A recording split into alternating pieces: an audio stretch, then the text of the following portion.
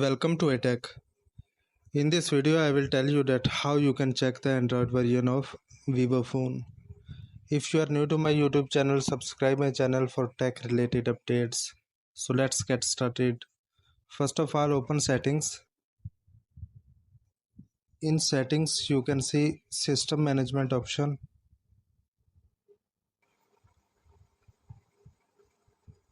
So in system management on top you can see about phone option.